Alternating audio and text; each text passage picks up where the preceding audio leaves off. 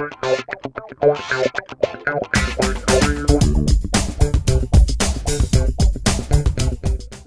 want to talk to you about how you can dramatically improve your language in sales situations. And the reason for that is that if you can paint the right pictures in your audience mind about you and your business, that when they think about you and the message that they're saying, that they can get a sensation associated with listening to how you communicate. One of the techniques that I want to share with you, this language pattern is called nominalisations. Now, nominalisations are experience words, or the technical term is abstract nouns.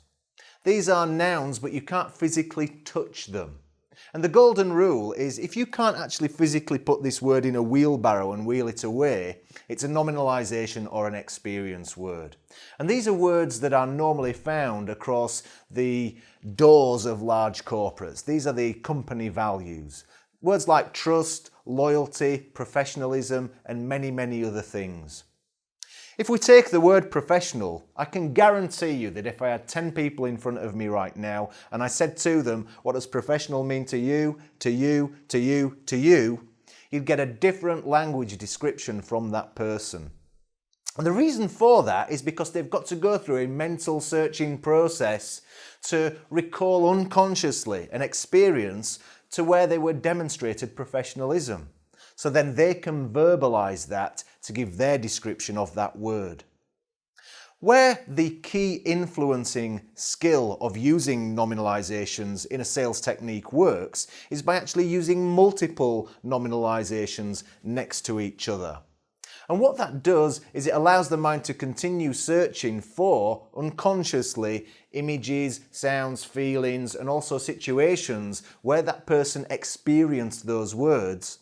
And what that does is it allows that person to paint lots of pictures in their mind so they interpret what that sentence means. So let me give you an example. The word effective is a nominalisation. You can't touch or feel effective. Communication is also a nominalisation. You can't touch or feel that word communication. So rather than saying talking, if we said effectively communicating, if I said to you, what does that mean?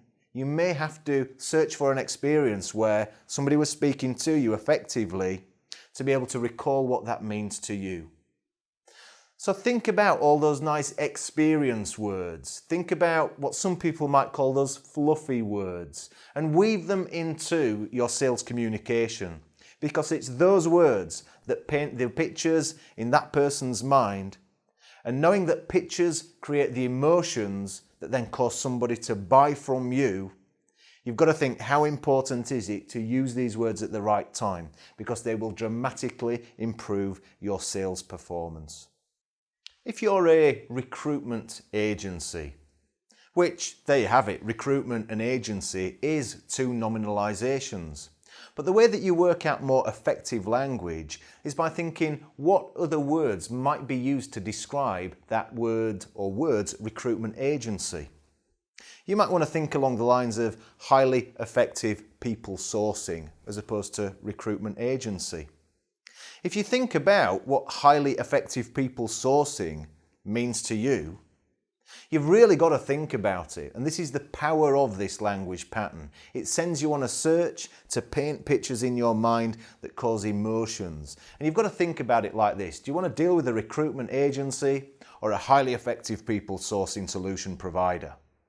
The choice is yours. But I can guarantee you that this one sounds a hell of a lot more attractive and paints the right pictures in that person's mind that will cause the emotion and that attachment to you and your service.